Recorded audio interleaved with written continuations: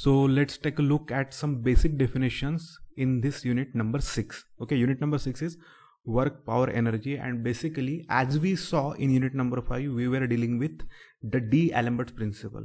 In this unit, the main principle or the main expression that we will be focusing on is work energy principle.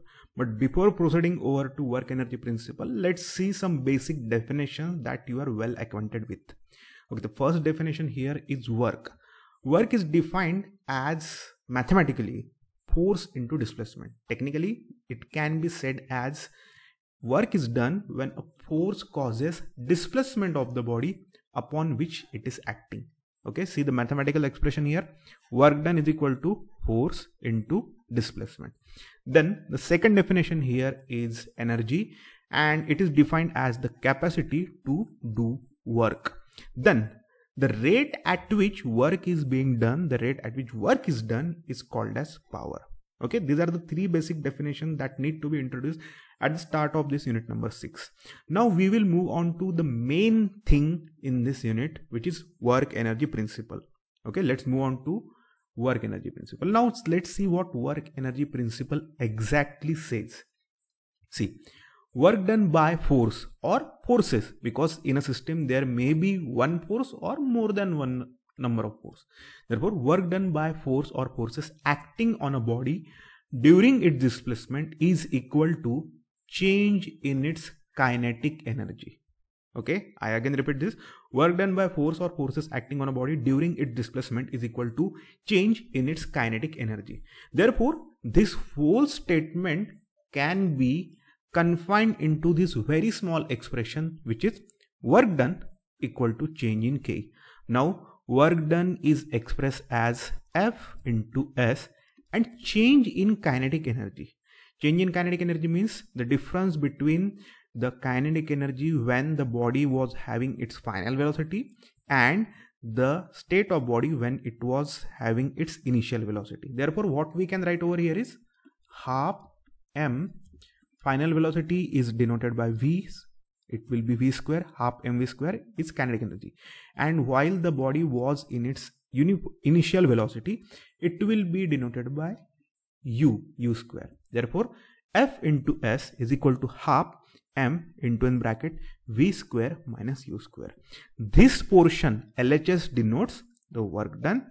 The RHS is denoting change in kinetic energy. Now this can be rewritten as F into S equal to half into W by G into V square minus U square. We have done nothing new here. We have just replaced the term mass as weight divided by acceleration due to gravity. Now let's see how we achieved this specific expression over here. Alright. Let's move on to the derivation of the expression, and we will be starting the derivation with a very basic thing that you are very well aware of, which is F is equal to ma. Okay, so we are starting the expression derivation from this point. See, the very first thing that we have quoted here is nothing new. It is Newton's second law. Okay, this is Newton's second law. We have used it in last unit, that is unit number 5. Now I will be making some minor changes. Okay, over here F is equal to m into, now acceleration can be rewritten as this fraction. Okay, dv by dt, this differential. Now I will be adding a fraction over here, m into, let's say, dv by dt. Then I will be doing this thing, ds by ds. Now while I am adding this ds by ds fraction, it is not making any change in the expression because ds and ds will be getting cancelled. Therefore, it is not making any significant change, or let's say any minor change in the given expression that we are talking about right now. Now just make some rearrangement. Okay, now we will be doing what? We will be doing m into dv by ds. We will write it as ds by dt. Therefore, what we are having here is, we will take one of the ds to LHS. F into ds is equal to m into dv into ds by dt. Okay, now see here, we are very well aware with the thing that ds by dt stands for velocity. Therefore f into ds is equal to m into dv into v, because ds by dt stands for velocity.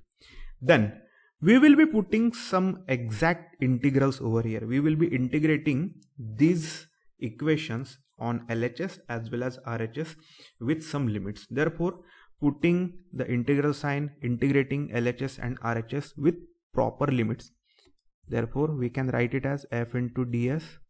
We will be putting s1 and s2. Displacement at initial point up to the final point. Then integral, and the integral here will be initial to final velocity. Therefore m into dv into v. Therefore let's just rewrite this statement so that the integration will make perfectly sense here. F integration of s1 to s2 here ds is equal to m integration from u to v into dv.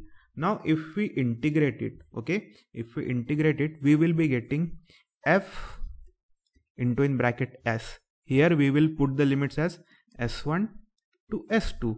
Now here we will be having integration as v square by 2, and bracket will be having the limits as u to v. Now in the next step, what we will do, we will apply the limits for the bracket f s2 minus s1. Okay, and here we will take the fraction denominator 2 over here. We will just rewrite it as 1 by 2 into m, and then it will be v square minus u square.